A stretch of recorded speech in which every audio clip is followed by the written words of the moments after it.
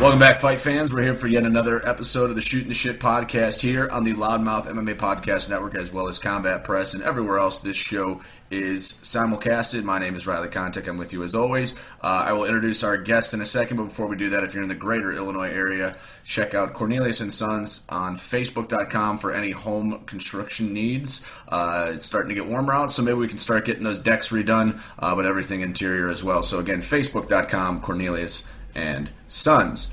All right, today we have another great guest on the show. He is a current top middleweight prospect. He is a Contender Series veteran, and he's currently with the LFA. Cody Brundage. Cody, how are you today, my friend? Good, man. Thanks for having me. No problem. Thank you for coming on. This is kind of funny. This is turning into, I feel like, the Colorado MMA show. I think in the last 6 weeks we've had you now, Grant Neal, Chris Camozzi, and Dustin Jacoby. So it's really kind of just turning into the Colorado show now. Yeah, there's so many people out here. It's crazy. Yeah, it seems like a lot of guys have been moving out there to train lately. I think that's a big reason for it because I know Jacoby's from Illinois as well, but he's been out there for a while training. So I know he trains with you at Factory X. Mm-hmm. Yeah, I'm from Michigan, so I moved out there as well. Awesome. What part of Michigan? Right outside Detroit, probably like 45 minutes. So the other side of the state. Yeah, I have a lake house on the west side of Michigan off of Lake Michigan there. So very interesting stuff. So did you go out to Colorado just to train at Factory X, or were there other reasons with that? Pretty much just the gym. You know, I had come out here in 2018 with my wife when she fought at the Pepsi Center. We trained here for a little bit, and I met Coach Mark Montoya through that. And then we just stayed in touch throughout, just over the years, and kind of got in a spot where at my old gym I didn't have any training partners, and I felt like I was kind of reaching my ceiling, and I needed to go somewhere where I could get beat on a little bit. And it just so happened that not only did I know Coach Mark, we'd stayed in touch, but my manager, Jason House, manages everyone at his gym. They have a really good relationship, so he kind of just put me on to go there, and it's been great ever since. You know, it's big for my wife too. We moved out together with the intention of training together, obviously. And then the day we got here, we found out she was pregnant. So she's been on the sideline a little bit, but we just had our baby girl, and she's looking to get back into it. So I'm excited for her. Yeah, absolutely. And we were going to bring that up, and congratulations on that. So how is the wife doing now that post pregnancy?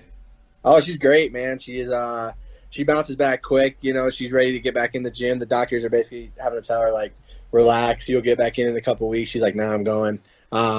But yeah, she's excited to get back to training.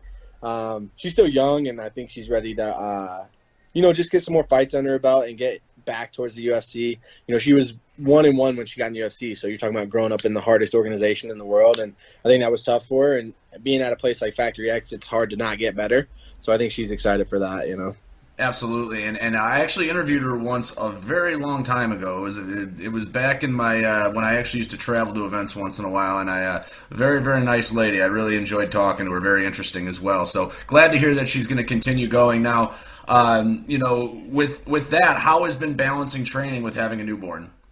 Oh, it's been good. It'll be a little more difficult probably when we're both training. Right now, she's at home and I can go train, and we'll still have to figure out how to balance it when we're both in training. But we do pretty good as a team. I think when we're both training, whoever has a fight, will probably take the main training role, and the other person will have to watch baby more. But it's been good. It hasn't really made me adjust too much. I think I took one day off from the gym. So I've been sticking to it. I'm so close to getting in that I can't really take too much time off. And Bobby's been good enough to allow me to train full time still, and it's been good. We balanced it right away. We knew kind of getting it, like we made the plan before she was here how we were going to do things, and I think that helped a lot. Absolutely. Now, the big news coming out of the UFC right now is Dana White did announce that they will be doing a full crowd show in Jacksonville, Florida for UFC 261. The headline fight will be a rematch between Kamaru Usman and George Masvidal. So, what are your thoughts on that as a main event? First off, it'll be a 3-title fight card. And then the second follow-up question to that would be, what do you think about the UFC having a full audience show just 1 month from now? Yeah, I think it's awesome. The UFC's really kind of been the trailblazers, I think, in terms of major sports and how they've been handling the situation. So I think it's cool. I think we'll see what happens with it. Hopefully it goes off without a hitch and there's no issues, and then we can continue to do it because there's nothing like having fans. The Apex has been cool. It's been awesome that they've been able to keep fights going. It's just a different feel, though. It's a different – there's been some awesome fights in the Apex, but I just imagine if they had full crowds, how more intense and crazy it would be. That's a great headline fight for that. It makes me wonder who, because he announced earlier welterweights were going to be the coaches of the next Tough, and everybody was speculating, Jorge and Colby Covington. So I wonder who's going to fill that void for the coaches on Tough. But that's a great fight. It's that I thought Kamaru kind of dominated him in the first. Everyone said it was because of a lack of camp. We'll see, I guess. But that's a great card. They're going to have a big gate, so I know he's excited about that, I bet. Absolutely, and I do I think things will go differently? I think that Usman is just on another level, but yeah, I think it'd be nice. I think Masvidal had like a week and a half's notice last time, so it'll definitely be a more interesting fight seeing George have a full fight camp. Yeah, absolutely. I think he deserves that too. He stepped up and kind of saved that fight, and it was a big fight, and it was coming right off of him winning the BMF.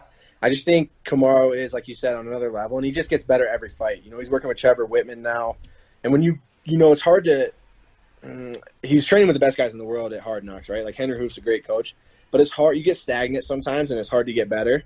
Now he's with Trevor Whitman training at Elevation, and you could see the evolution in his striking in just his last fight. And part of that's just the change of where he went, and I think you'll see more of the same come this next fight. Absolutely. Do you still think that I guess you would say the toughest matchup he still has probably out there is Covington? Yeah, I think Covington's a really tough matchup. I would like to see, it would really depend on the wrestling, but I think Wonder Boy's a really hard matchup for him as well. You watch Leon Edwards kind of give him some trouble with that weird striking, and Wonder Boy's a next level from that, and I think it would just come down to how good his takedown defense is, which I think, if you're at that level, it's got to be pretty good. I think Wonder Boy would be a very hard matchup, and it's one we haven't seen. So I think either of those two guys might present problems just because they're awkward, and Colby's just the same thing as Kamaru. That's why it's hard for him to fight Colby, but Wonder Boy's just such an enigma in the division and in the whole UFC. You don't see guys fight like him, so it's hard to prepare for that. Either one of those fights I think would be great fights. Yeah, and I think people always forget that Stephen Thompson actually fought Tyron Woodley twice while Tyron was pretty much at the top of his game and gave him hell. So yeah, I think you actually make a pretty good point there with Usman versus Thompson. Yeah, for sure. So then moving on, let's talk specifically about you. We can talk about George Masvidal and Kamaru Usman all night. Biggest fight of your career to that point. You were signed to the Contender Series, and guys like myself were looking at you as like, hey, this is definitely a dark horse guy that's going to surprise a lot of people. You were matched up with another guy who, a lot of scouts like myself were like, wow, this guy's, naturally talented as well, and William Knight, who, obviously was able to defeat you and that handed you your first professional loss. So can you just comment on being on the Contender Series, just, the whole atmosphere, and then just comment on your performance against Will Knight? Yeah, it was an awesome experience. Contender's kind of the new thing for the young guy. I got onto Contender in less than 2 years being a pro, so part of that was how hard I work, and I was picking up quick, and I was happy to do that, but it was also kind of the thing that backfired, right? Like I hadn't been fighting that long, didn't have the cage experience, put myself in some bad positions, but as far as my performance, I lost the fight, but you go back and watch the fight, it's hard to be really upset with the performance. You can be upset with some moments, like when I stuck my head in there and held it there too long, right? That's not great. But other than that 10-second spurt, I was dominating the fight. It wasn't close. Good for Will to come back and get the W, but it made me go home, reevaluate a little bit. I think coming off a win, if that fight gets finished right in the first round, I'm on top of him. I get the contract. I'm in the UFC. It's a lot harder to grow in the UFC. It's a lot harder to bridge those gaps that I had in my striking and those issues that I still had as a fighter. And I had 6 months since then to get better, and I feel like a much better fighter. My version of myself now kills that version that was on Contender, and it didn't set me back too far. My stock didn't drop a ton. I don't think I lost the fight. I was up a weight class. I did that because I liked the matchup. I thought it was a good matchup. He was a shorter guy, but a big guy. But I liked the matchup. Yeah, he's a monster, right? Like we weighed in, and I was like, oh, we're like same size. And I seen the next day he walked in the cage sideways. I was like, oh shit, yeah, this ain't the same dude. But no, it was good, man. And then you see William get a win in the UFC.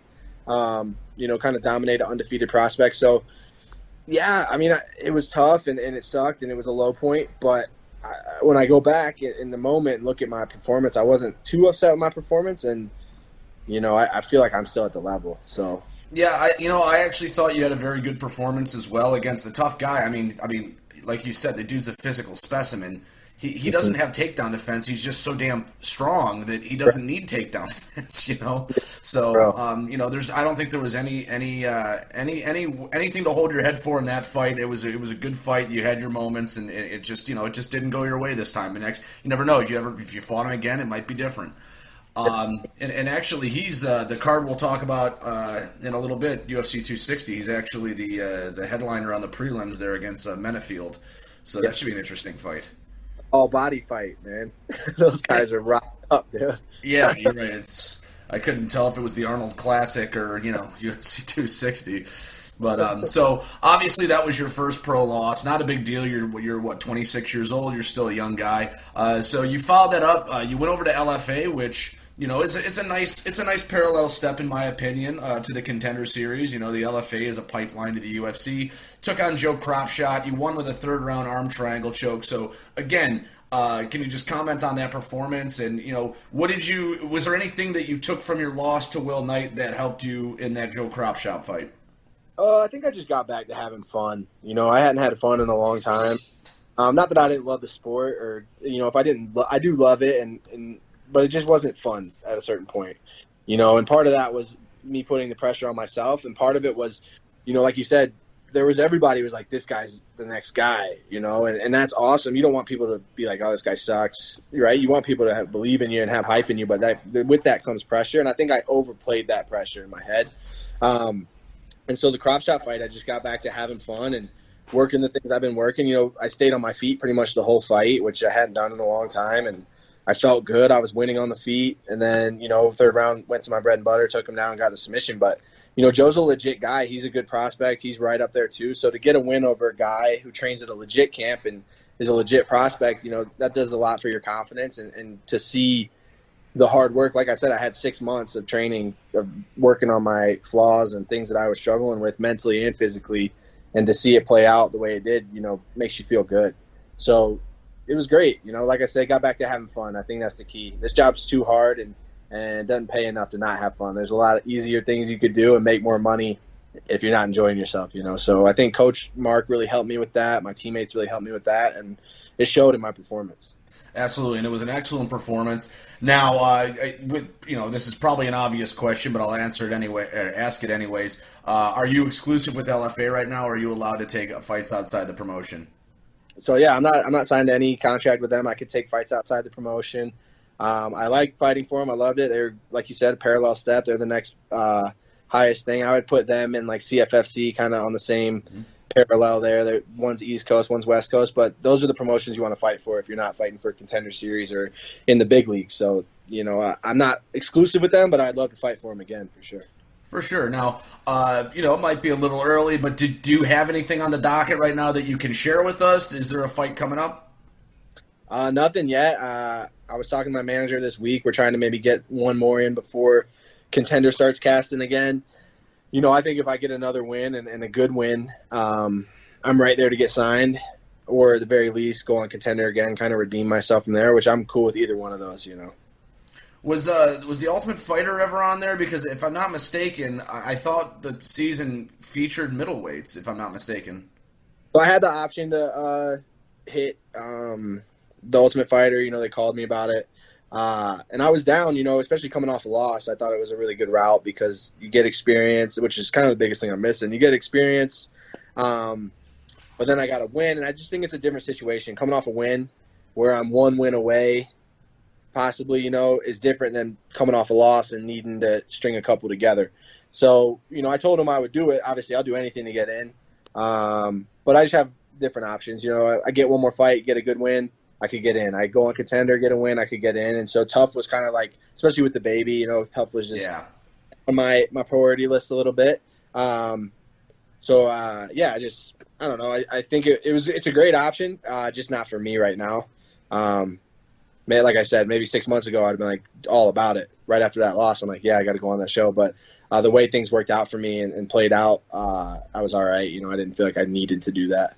Yeah, and I think that's probably the biggest decision maker is probably having the newborn. It'd probably be really tough to leave your wife by herself for whatever it is, 6 weeks. And, on the show, and she understands it, and she's like, listen, if you got to do this, you got to do this. And like I said, I was signed to do it. I was going to do it coming off the loss. I was going to send her to her parents for 3 weeks and to my parents for 3 weeks with the baby. They were going to help her. We had it all figured out. I just think coming off a win, it's not something that I need. I think I have more options and more wiggle room. And so if I have the option to not leave her and not leave the baby for 6 weeks, obviously I'd rather do that.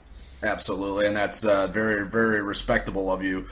So nice to hear that. Now, let's talk about the card coming up this weekend, UFC 260. It's going to be headlined by a heavyweight title rematch between Francis Ngannou and champion Stipe Miocic. But the co-main event we'll talk about first. We got the featherweight title on the line. We got Alex Volkanovski defending his title against Brian Ortega. Before I shoot it off to you, Ortega's been super impressive since returning. And Volkanovski, obviously the champion, has been very, very solid. I think he surprised a lot of people with how high his ceiling ended up being. So why don't you take a look at this fight? Tell me what you think about the matchup, and then if you got a prediction, go ahead and let us know.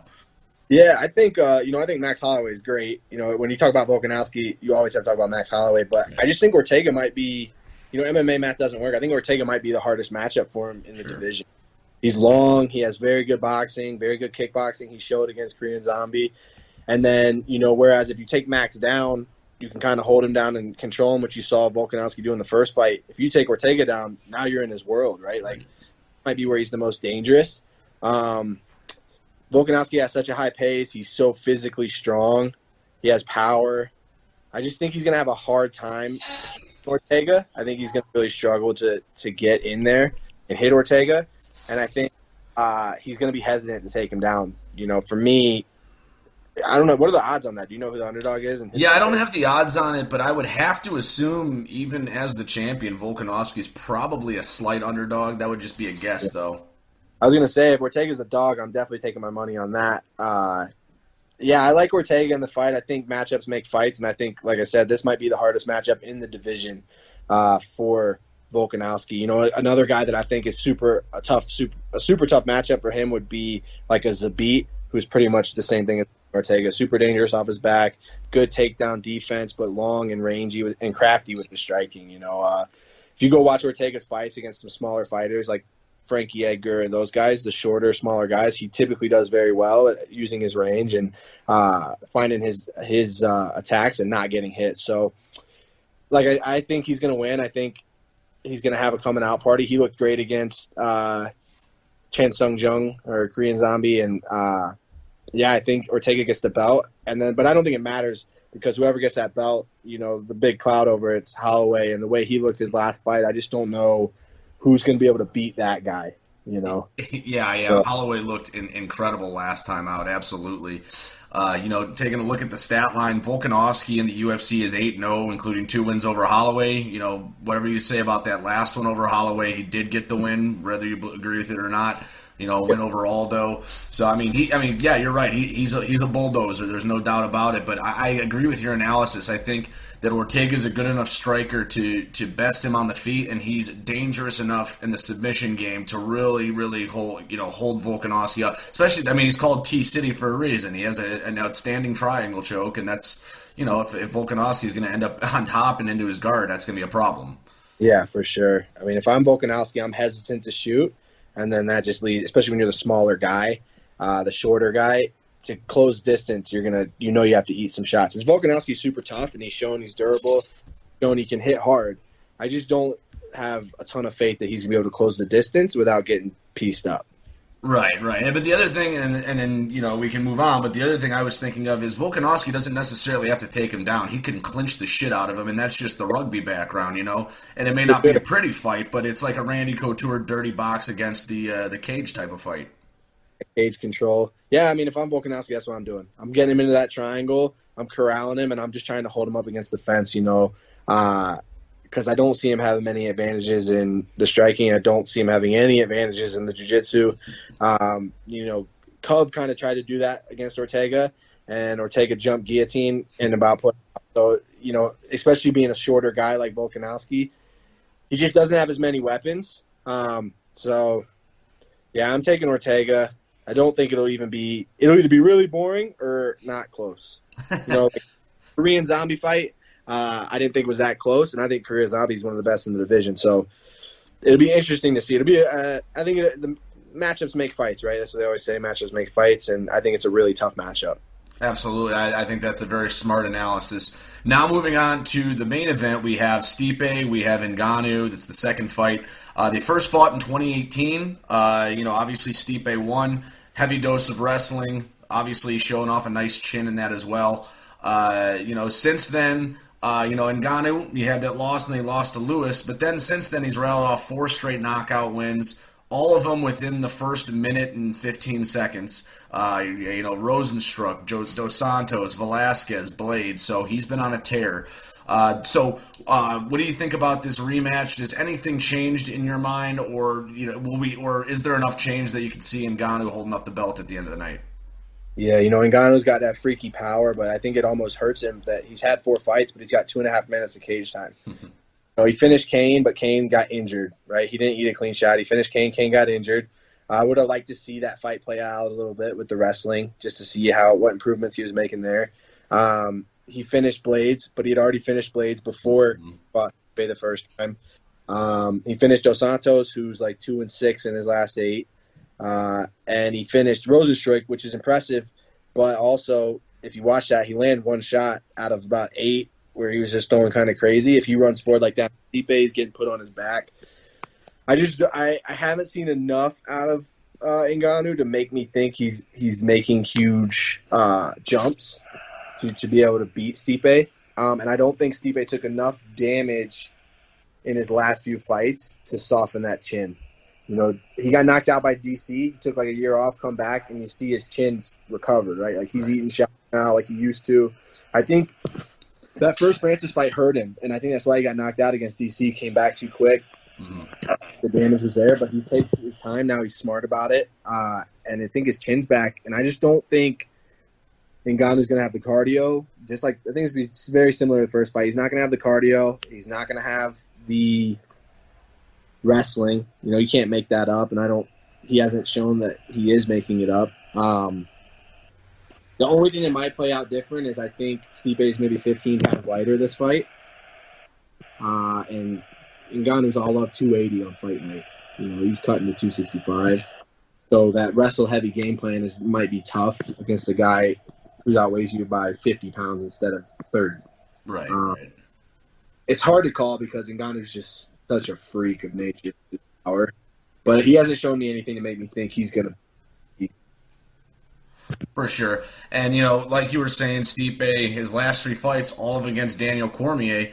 Is inactivity going to be a factor? Because since July 2018, he's had 3 fights, all of them against Cormier, so he's basically fighting at a pace of about 1 fight a year. Yeah, and you're not seeing the different looks and stuff. Could be, yeah. I mean, so you're talking about he had 3 fights with Cormier, it's probably like 50 minutes of fight time, right? He had 2 that went 25 minutes? No, 1 that went 4 rounds, 1 that went 25 minutes, and 1 that was a round. Yep. Talking about almost 50 minutes of cage time, and even though he is only fighting once a year, Ngannou fought 5 times and has 2 minutes of cage time. So it's just crazy, man. The guy's got so much power. It's hard to call any of his fights or count him out because he can really flatline you at any point in any moment. Even when he doesn't land clean. Like, go look at that Rosenstruck knockout. He barely touched him, and it's like the kiss of death. The guy goes out. Just feel like Stipe's seen it. He knows what the deal is now. And that's the other thing. I think Stipe is a very smart fighter. Regardless of his post-fight interviews, I think he's pretty smart. Right. But I think, I think he's smart. I'm just kidding. I think he's smart. I think he game plans very well. If you look at the DC fights, first fight gets knocked out. Second fight kind of makes some adjustments to not be in that hand fight clinch where he's getting knocked out, and then he wins with the body shot. And then the third fight he dominates the whole fight. And those are improvements he's making every time, which tells me he does adjustments well. He's seeing what happens from fight to fight to make the adjustments to be more successful. and then also that he can game plan in the fight. Because, he comes out in that third fight looking for the body shot, and it's not there as much because obviously DC's smart too. He's made adjustments, and he completely changes and goes to a second level of what they've game planned, obviously, and dominates the fight. And I think doing that with Francis is going to be the same thing. He knows what he did last time, what he had to do to win, and you're just going to see the next version of Stipe. Right, I agree with that too. I'm assuming you're taking Miocic. I know that I'll be taking Stipe as well on that one, so we agree there. Who knows? Awesome. People like to bet. He might be a dog, so take your money on that. That's true. All right, Cody. So there's the top part of the show. We're about to let you go, but before you go, I'll give you the floor. You can whore yourself out as I usually do. Tell us where we can find you. Let us know who you'd like to thank. Yeah, my Instagram is Cody_Brundage_. My Twitter is Cody Brundage1. You can pretty much find fight updates there. My sponsors I've had the same sponsors pretty much since I was an amateur. They've been sticking with me. A lot of people shout their sponsors out, but people don't really get, you need your sponsors to be successful, at the level we're at, and I really appreciate them. It's law offices at Timothy P. McDonald. They're a law office in Michigan, and then Go Cleveland is a DJ out of Cleveland, obviously. Those are my sponsors. Appreciate them. They help me out a lot, but thanks for having me, man. Absolutely. I'll take my second here to whore myself out. Again, this show is posted weekly on the Loudmouth MMA Podcast Network, as well as Combat Press, Apple Play, all that good stuff. Post them up on my Facebook and Twitter as well. And also, guys, check us out on MMA Intel. New scouting reports every week. Rankings, the whole shebang. This thing gets posted here. So, Cody, thank you again very much for coming on the show. Really, really interesting stuff. Really enjoyed the fight breakdown. So, for Cody Brundage, I'm Riley Kontek saying continue watching the fights, continue watching the show, and go fuck yourselves. Good night.